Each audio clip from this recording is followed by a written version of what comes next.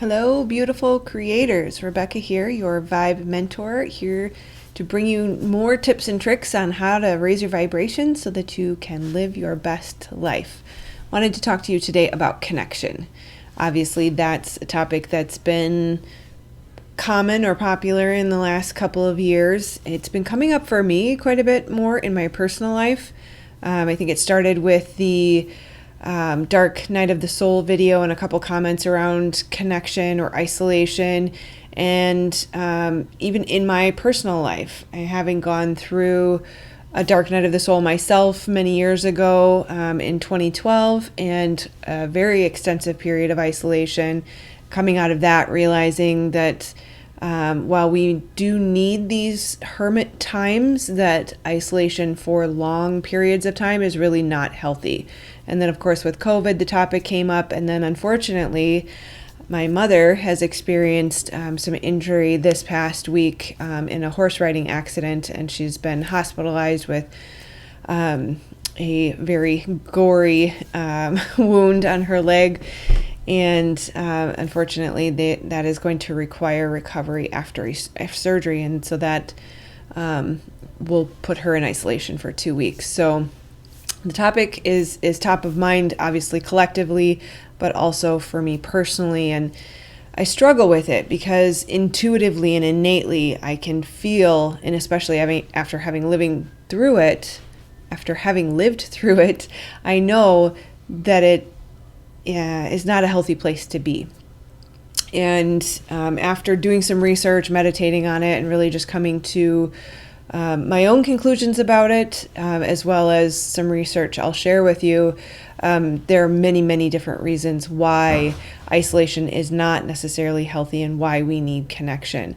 So when we consider our electromagnetic fields, the field around our body is about 6 feet, which is interesting that we would be told that we cannot be within 6 feet of each other. And what happens when you look at the electromagnetic field, it's like a torus field that is around our bodies. When we come in close contact with other people, our electromagnetic fields interact. And if you have two people who are in similar vibration, you'll get a reciprocating energy that is positive. And so when you say someone has a good vibe, or you walk into a room and you have a good sense, that frequency that you're interacting with matches yours or is similar to yours, it's complementary to yours.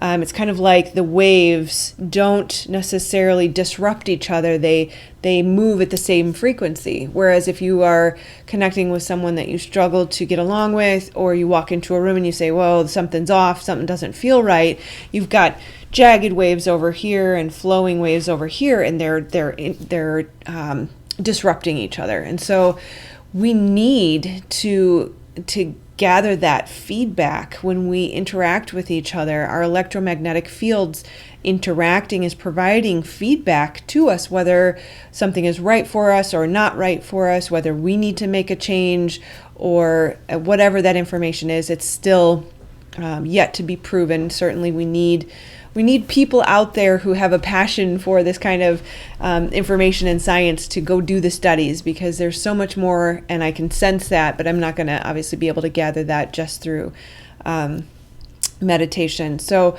for now, we'll work with what we have.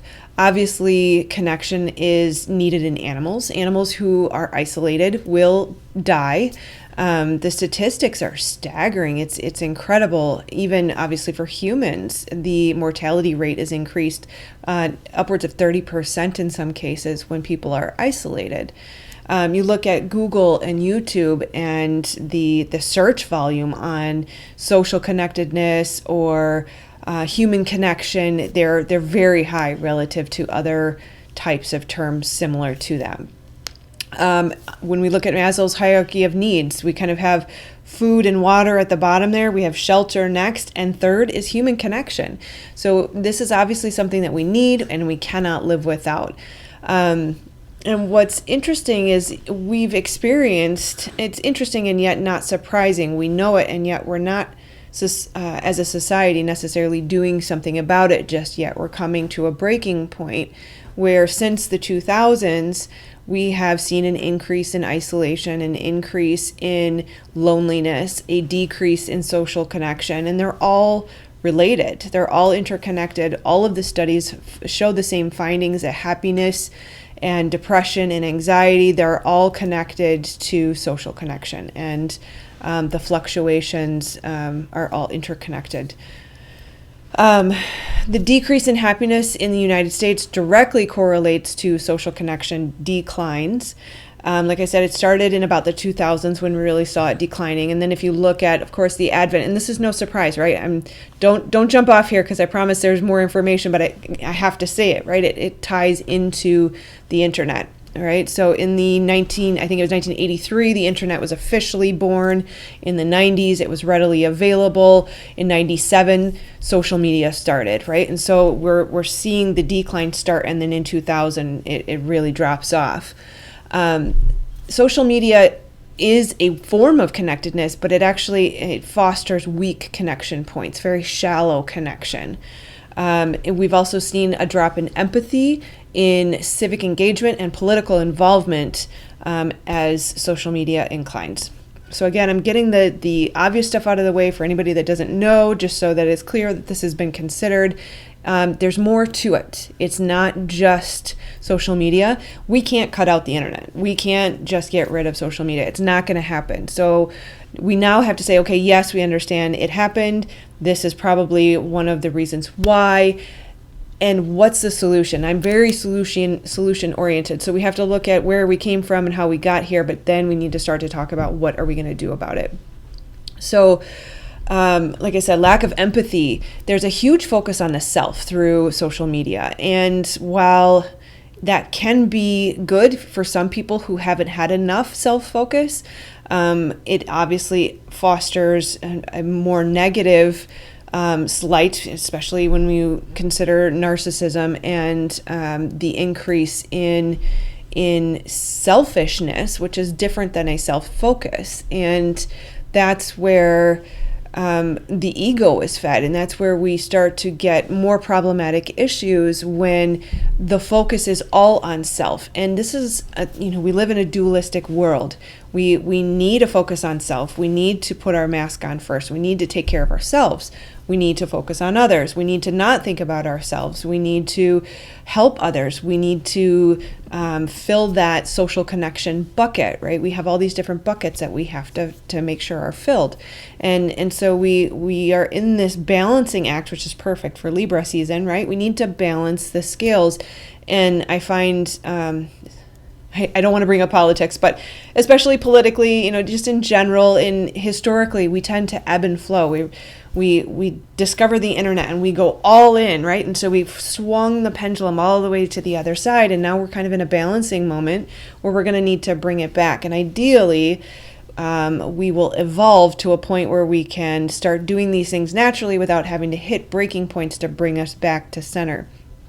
So we're kind of in a point right now where we're starting to hit a breaking point. And if we don't do something about it, unfortunately, life, God, the universe will self-correct if we can't figure it out.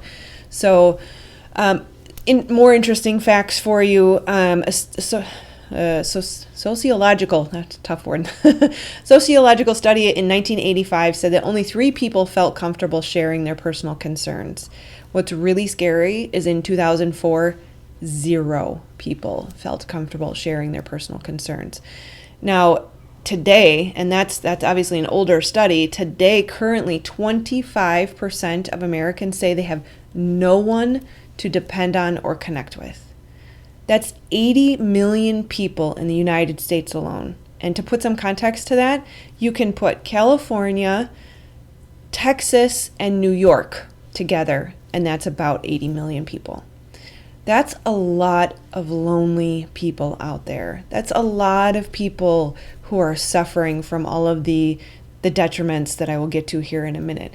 That means, if you think about your block, right? So 25% of your block, they're lonely. They're looking for connection. They need somebody to smile at them as they walk down the sidewalk. They need somebody to come over and help them shovel when it snows. They need someone to invite them over when their air conditioner breaks. we in the spiritual community, we focus a lot on needing isolation, needing me time. Guys, I am an empath. I absolutely have to have my me time. I'm not knocking this in any way, but through the recent things that are coming to me, begging for my attention, asking me to look into this, the message has become very, very clear that we as light workers, we as people who are social and emotionally aware, we need to be the light to other people. We need to give away the smile that is free. We need to say hello, even if it's somebody that has not been nice to us, even if we know that they're going to ignore us when we say hello, even if they're going to talk about something shallow, they're going to talk about their new car or the thing they bought. And we have these moments of judgment where they're too shallow, they're not spiritual enough, they're XYZ, therefore I don't have energy for them. We've got to realize, and I'm saying this as much to myself as I am to anybody else, I am not perfect here. This is just, right, I'm the conduit, it's coming through, that's all. I'm a guide, not a perfection. I'm not a model of perfection is what I'm trying to say. So anyways, we need to give our love. We need to give our attention. While we have to protect ourselves and we have to take care of ourselves and we do need that alone time, we also have to be willing to get out there and put the ego aside, put the judgment aside, stop thinking about ourselves at least for 50% of the time, and go out there and give some love, give some attention, say hello, create connection. And everything that I'm all about is the belief that every single person who is alive today has some kind of value and some kind of purpose. And if we can all come together, we will each integrate perfectly into one healthy functioning system.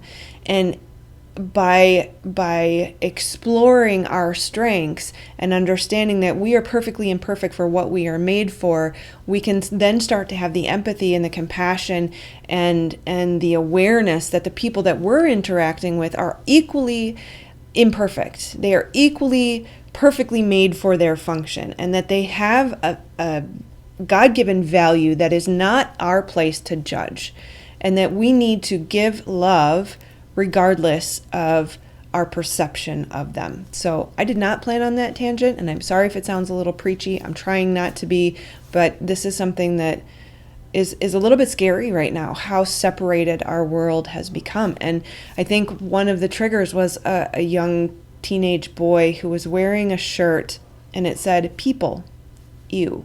And it just is so sad that we are going down the path of separation and isolation as if this is our new normal, and that's not healthy. That is not going to be sustainable. We will not survive that. And I'm hoping that we'll come back around.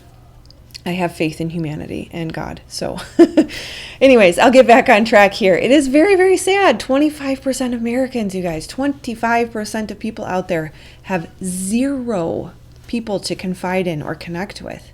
Please share a little love. Knock on somebody's door. Smile at the person in the grocery store.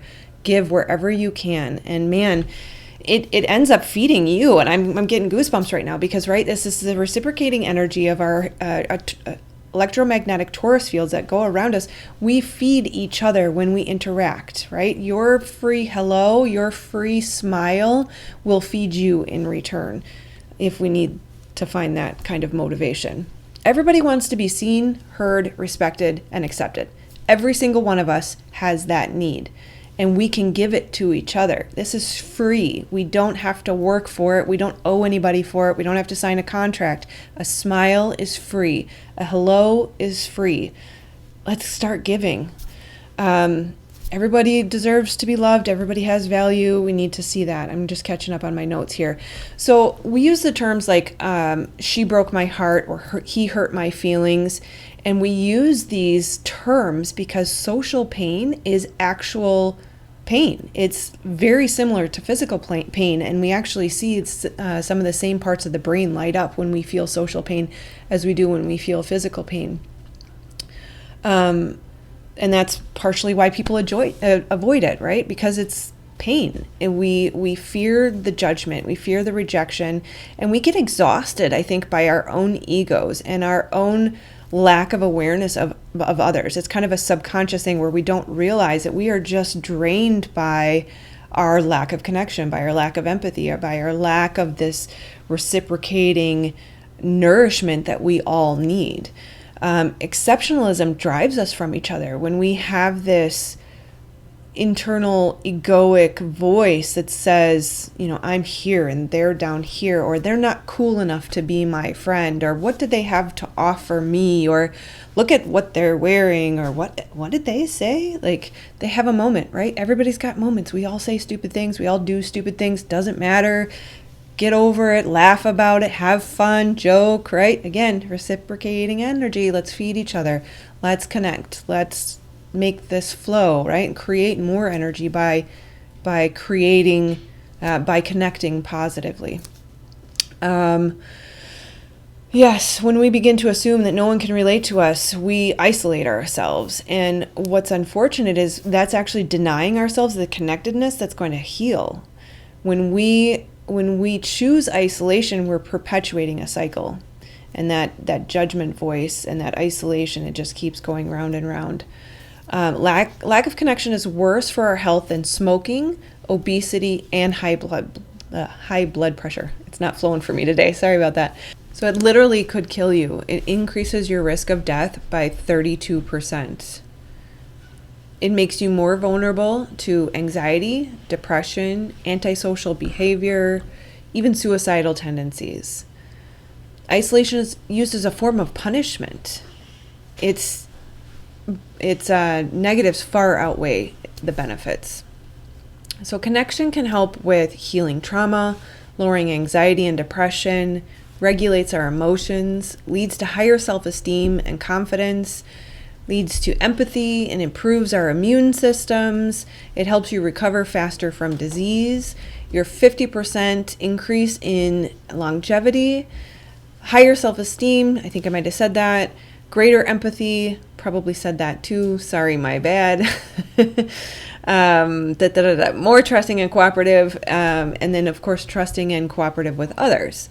So when we restore a connection with ourselves by being heard and seen for who we are and how we feel, we are validated. And we can't get that without others. We need that mirror.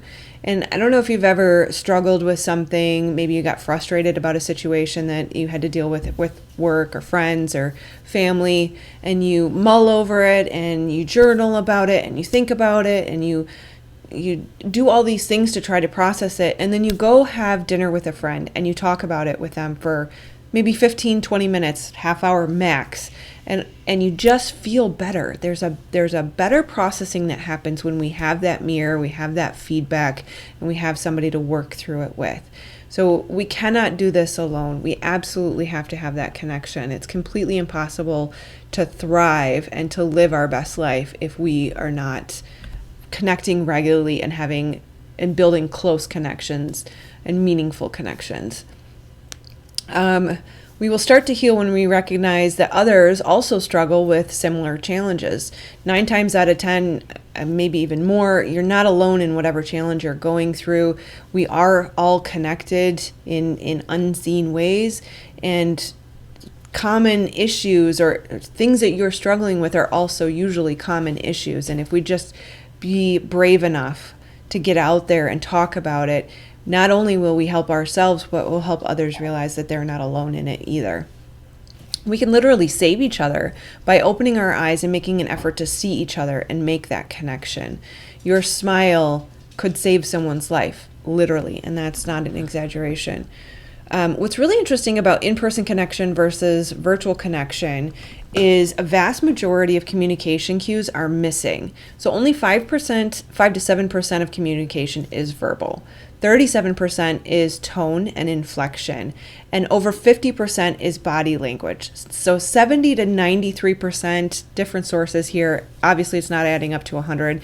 This is very difficult to measure, but the point is that close to 90% of communication is nonverbal. And Granted, we have video, but there's still things that are lost. There is an energetic component where we need to be in close proximity to each other and connecting physically in person.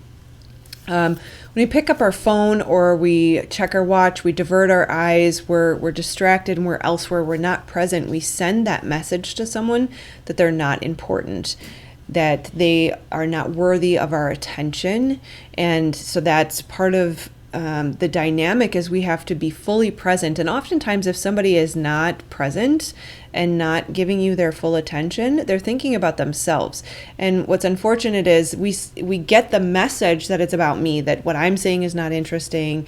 There's something wrong with me. They're not giving me their attention. They're not present with me, but really it's about them. And so we need to become more conscious about our attention and our focus. And this just is kind of coming to me right now, but if you look at all of the social media platforms, the apps, even the news, the media, what are they vying for?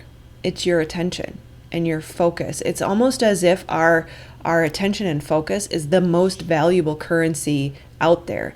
And we need to act with intention and be very conscious of how we spend our money, right? How do we spend our focus and attention, and to give it to things that are going to nurture and feed ourselves and those around us, and not be wasteful. It's almost as if focus and attention were currency, and then we look at what percentage of our time we spend on social media apps or wasting time and focus.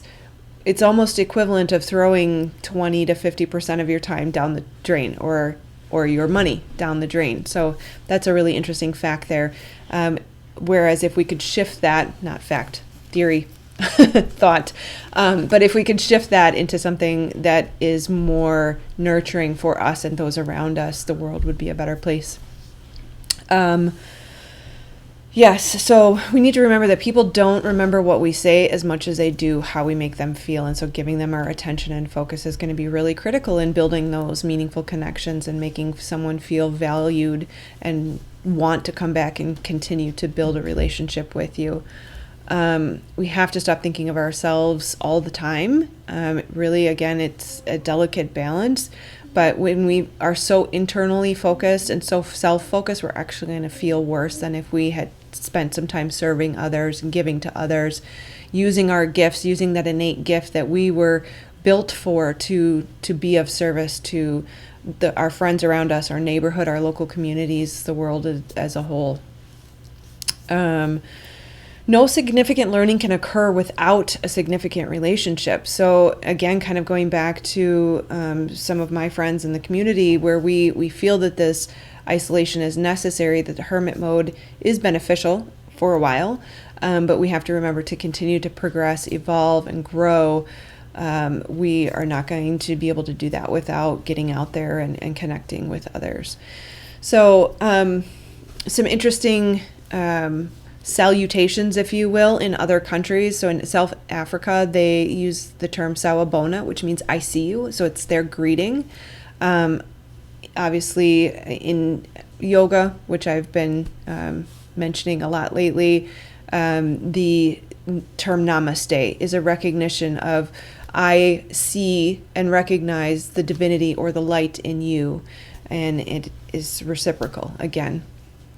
Even aloha, its definition is love, affection, compassion, and mercy. It's a giving, it's an offering, and that is how we are built, is to give and to create that reciprocating relationship amongst each other. United we stand, and divided we fall. That came from very intelligent people who built our country, and it still holds true today that if we continue to become as divided or become more divided and continue down the trend of how currently we are divided, we will not stand as a nation, and freedom is king. So we need to remember to stick together and take care of each other. Where two or more are gathered in my name, there I am with you. So that's a Bible verse that I really came to mind, holds true in this case, where we are stronger together and there's a strength in unity. And it's important to remember that we are in an energetic spiritual battle, that this is not necessarily about things that we see physically around us, that we know, we sense, we feel that there is more to life, more to our interactions than is currently documented by science. And while it may not be in the science books yet, we can feel it and we know there's truth in it. And so we need to remember that science is ever changing, that there's more and more information being gathered all the time, and we are very powerful, intelligent beings, and our intuition is worth quite a bit, and we need to trust ourselves and to honor that knowing, even if it's not in the science books. And so we need to be honest with ourselves when we sit in silence, sit in stillness, and ask ourselves, how important is the energetic connection? How important is community and oneness? And you'll find the answers. You don't need me to tell you when you start to tap into that inner wisdom. So go hug somebody, go smile at somebody, tell them they have a nice shirt. That's all you got to do. Cook them some dinner, offer to help. If a family has kids, offer to watch their kids. If an elder lady, you see her often alone, offer to play a game of bridge. I'm just throwing things out there. I don't have all the answers on how to connect with everyone, but truthfully, some of the easiest things and the free things available to us can make the biggest impact. So yes, we all need love. We all need connection. And I'm sending you so much love, and we'll talk soon. Namaste.